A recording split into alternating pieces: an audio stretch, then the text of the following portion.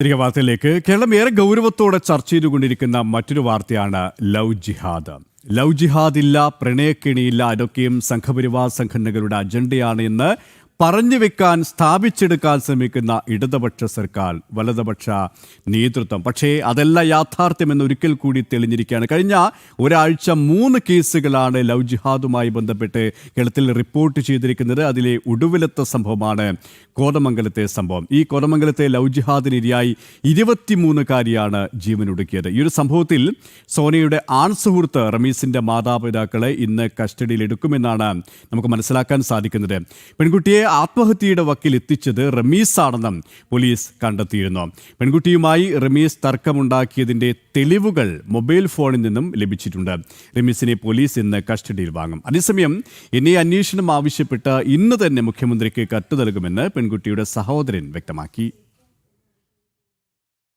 മുഖ്യമന്ത്രിക്ക് ഉൾപ്പെടെ പരാതി കൊടുക്കാമെന്ന് പറഞ്ഞത് ഇതിൻ്റെ പുറകിൽ എന്തെങ്കിലും ആരെങ്കിലുമൊക്കെ പുറകിലുണ്ടോ എന്ന് അറിയാൻ വേണ്ടിയിട്ടാണ്. ശരിക്കൊരു അന്വേഷണത്തിനുണ്ട്.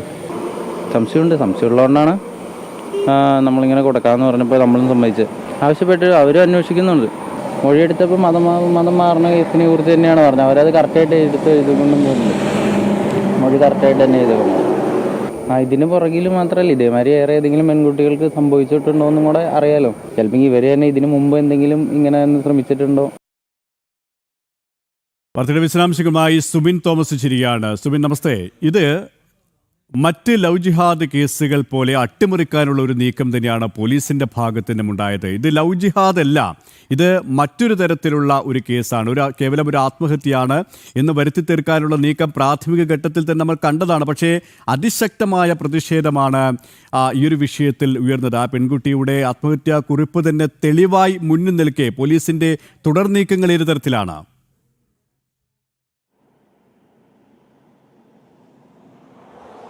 പ്രധാനമായും ഈ പ്രതിഷേധങ്ങളെല്ലാം രൂക്ഷമായ അല്ലെങ്കിൽ അതിശക്തമായി തുടരുന്നൊരു സാഹചര്യത്തിലാണ് നിർണായക നീക്കം പോലീസിന്റെ ഭാഗത്തു നിന്നുണ്ടാകുന്നത്. കൂടാതെ ഈ പോലീസ് അന്വേഷണത്തിൽ നിന്ന് മാറി അന്വേഷണം NIAക്ക് കൈമാറണമെന്നൊരാവശ്യം കുടുംബം ഇന്നലെ തന്നെ ഉന്നയിച്ചിരുന്നു. ഇന്ന് തന്നെ അതുമായി ബന്ധപ്പെട്ടുള്ള കത്ത് മുഖ്യമന്ത്രിക്ക് നൽകുമെന്നുള്ളതാണ് ഈ പെൺകുട്ടിയുടെ സഹോദരൻ വ്യക്തമാക്കിയിട്ടുള്ളത്. ഇതിൻ്റെ എല്ലാം അടിസ്ഥാനത്തിൽ പോലീസ് അടുത്ത നീക്കം നിലവിൽ ആരംഭിച്ചിട്ടുണ്ട്. എന്തായാലും നിലവിൽ ഈ റമീസിന്റെ കുടുംബവുമായി ബന്ധപ്പെട്ട് കൂടുതൽ തെളിവുകൾ ലഭിച്ചിട്ടുണ്ട്. ഇത്തരത്തിൽ നിർബന്ധിത മതപരിവർത്തനത്തിലേക്ക് നയിക്കുന്നതുമായി ബന്ധപ്പെട്ട് കൂടുതൽ തെളിവുകൾ ലഭിച്ചിട്ടുണ്ട് എന്നുള്ളതാണ് പ്രധാനമായും കണ്ടെത്തിയിട്ടുള്ളത്. ഇത്തരത്തിൽ ഈ പെൺകുട്ടിയെ ആത്മഹത്യയിലേക്ക് നയിക്കുന്നതിൽ അല്ലെങ്കിൽ നയിച്ചതിൽ റമീസിന് കൃത്യമായ പങ്കുണ്ട്. റമീസിന്റെ മാതാപിതാക്കൾക്കും കൃത്യമായ പങ്കുണ്ട്.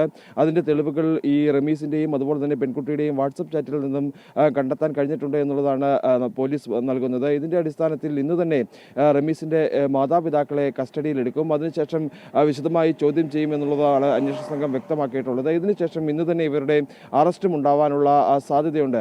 അതോടൊപ്പം തന്നെ എടുത്തു പറയേണ്ട മറ്റൊരു കാര്യം എന്നുള്ളത് ഈ NIA അന്വേഷണവുമായി ബന്ധപ്പെട്ട് കുടുംബം നൽകുന്ന ഒരു വിവരം ഒരു ബാഹ്യശക്തികളുടെ ഇടപെടൽ ഈ ഒരു സഹോദരിയുടെ മരണത്തിലുണ്ടോ അല്ലെങ്കിൽ പെൺകുട്ടിയുടെ മരണത്തിൽ കാരണമായിട്ടുണ്ടോ എന്നൊരു സംശയം കുടുംബം പ്രധാനമായും ഉന്നയിക്കുന്നുണ്ട്. മത തീവ്രവാദ സംഘടനകളുടെ വേരുകൾ കേരളത്തിലുണ്ട്. അവരുടെ ഒരു ഇടപെടൽ ഈ ഒരു വിഷയവുമായി ബന്ധപ്പെട്ട് ഉണ്ടായിട്ടുണ്ടോ എന്നുള്ള ഒരു സംശയം കുടുംബം പ്രകടിപ്പിക്കുന്നുണ്ട്. അതോടൊപ്പം തന്നെ റമീസും കുടുംബവും മറ്റാരെയെങ്കിലും ഇത്തരത്തിൽ ചതിയിൽപ്പെടുത്തിയിട്ടുണ്ടോ എന്നടക്കമുള്ള കാര്യങ്ങളിലെല്ലാം തന്നെ അവർ സംശയം ഉന്നയിക്കുന്നു. ഇക്കാര്യങ്ങളെല്ലാം പുറത്തു വരണമെങ്കിൽ ഒരു ദേശീയ ഏജൻസിയുടെ അന്വേഷണം ആവശ്യമാണ്. ഈ സാഹചര്യത്തിൽ സുബിൻ, ഇത് കേവലം ഒരു പ്രണയം മാത്രമല്ല, പ്രണയത്തിന്റെ പേരിലുള്ള ഒരു വ്യക്തിയുടെ മതം മാറ്റം മാത്രമല്ല, സംഘടിതമായ ഒരു നീക്കം ഇതിന്റെ പിന്നിൽ ഉണ്ടായിട്ടുണ്ട്. റമീസിന്റെ മാതാപിതാക്കളുടെ പങ്ക് കൃത്യമാണ്, മറ്റ് ചില തീവ്രവാദ സംഘടനകളുടെ പങ്ക് കൃത്യമാണ്.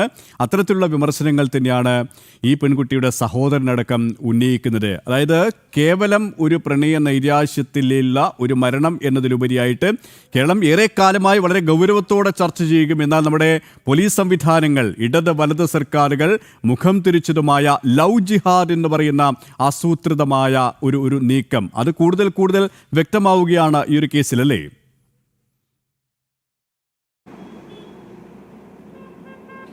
തീർച്ചയായും അത്തരത്തിൽ തന്നെയാണ്. പ്രധാനമായും എടുത്തു പറയേണ്ട ചില കാര്യങ്ങൾ എന്നുള്ളത് ഈ 5 വർഷത്തോളമായി പെൺകുട്ടിയും റമീസും പ്രണയത്തിലായിരുന്നു. ഈ സമയത്ത് ഈ പെൺകുട്ടിയുടെ കുടുംബവും പെൺകുട്ടിയും ആദ്യഘട്ടത്തിൽ ഈ റമീസുമായി ബന്ധപ്പെട്ട് മുമ്പോട്ട് പോകാൻ തന്നെ തീരുമാനിച്ചിരുന്നതാണ്. ആ സമയത്തെല്ലാം ചില അസ്വാരസ്യങ്ങൾ ഉണ്ടാവുകയും റമീസും കുടുംബവും കൂടുതലായി പെൺകുട്ടിയുടെ മേൽ ചില ഒരു സമ്മർദ്ദം ചെലുത്തുകയും ചെയ്യുന്ന ഒരു സാഹചര്യമുണ്ടായി. ഈ സമ്മർദ്ദം താങ്ങാനാവാതെയാണ് പെൺകുട്ടി ഇത്തരത്തിൽ ഈ ആത്മഹത്യയിലേക്ക് പോയത് എന്നുള്ളതാണ്. ഇത്തരത്തിൽ വീട്ടിലേക്ക് വിളിച്ചു വരുത്തി ആദ്യഘട്ടത്തിൽ രജിസ്റ്റർ വിവാഹം ചെയ്യാമെന്ന് പറഞ്ഞ് അടിമാലിയിലേക്ക് കൂട്ടിക്കൊണ്ടു പോകുന്നു. അതിനുശേഷം തിരികെ അവിടെ നിന്ന് തന്ത്രപൂർവ്വം വീട്ടിലെത്തിക്കുന്നു. വീട്ടിലെത്തിച്ച ശേഷമാണ് ഇത്തരത്തിൽ നിർബന്ധിത മതപരിവർത്തനം ഉൾപ്പെടെയുള്ള കാര്യങ്ങളിൽ ഒരു സമ്മർദ്ദം ചെലുത്തുന്നത്. ഇതിന് തയ്യാറാകാതെ വന്നതോടുകൂടി ക്രൂരമായ മർദ്ദനം ആ പെൺകുട്ടി വീട്ടിൽ ഏൽക്കേണ്ടതായി വന്നു. ഇതെല്ലാം തന്നെ ഈ പെൺകുട്ടി ആത്മഹത്യാക്കുറിപ്പിൽ വ്യക്തമാക്കിയിട്ടുള്ളതാണ്. അതോടൊപ്പം തന്നെ സുഹൃത്തിനോട് വിളിച്ചു പറഞ്ഞിട്ടുള്ളതാണ്.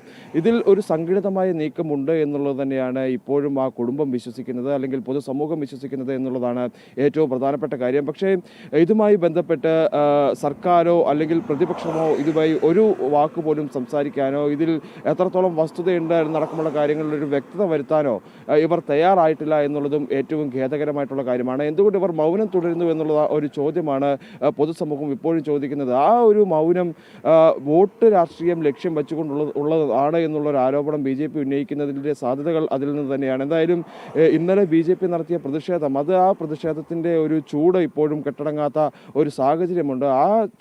ആ പ്രതിഷേധം തുടർ പ്രതിഷേധങ്ങൾ ഉണ്ടാകുമെന്നൊരു മുന്നറിയിപ്പ് പോലീസിനും അതുപോലെ തന്നെ സർക്കാരിനും BJP നൽകുകയും ചെയ്തിരുന്നു. ഇതിൻ്റെ എല്ലാം ഒരു അടിസ്ഥാനത്തിൽ തന്നെയാണ് ഈ ഒരു പോലീസിൻ്റെ അടിയന്തര നീക്കം നിലവിൽ നടക്കുന്നത് എന്നുള്ളതാണ്. ലവ് ജിഹാദിനെ എത്രത്തോളം ഇല്ല എന്ന് പറയുന്നു, അത്രത്തോളം ഉണ്ട് എന്ന് വെളിവാക്കുന്ന കാര്യങ്ങൾ അല്ലെങ്കിൽ അത്തരത്തിലുള്ള സംഭവങ്ങൾ ഓരോ ദിവസവും ആവർത്തിക്കപ്പെടുന്നു. അതിലെല്ലാം തന്നെ ഇവർ മൗനം തുടരുകയും ചെയ്യുന്നു എന്നുള്ളതും ഏറ്റവും പ്രധാനപ്പെട്ട കാര്യമാണ്. ഇതിൽ കൃത്യമായൊരു ഇടപെടൽ നടത്തണമെങ്കിൽ അല്ലെങ്കിൽ ഇതിൻ്റെ മറ്റു വേരുകൾ അന്വേഷണമെങ്കിൽ കേന്ദ്ര ഏജൻസിയുടെ ഒരു ഇടപെടൽ അത്യന്താപേക്ഷിതമായ ഒരു സാഹചര്യമാണ് എന്തായാലും നിലവിൽ ഇപ്പോൾ കേരളത്തിലുള്ളത്.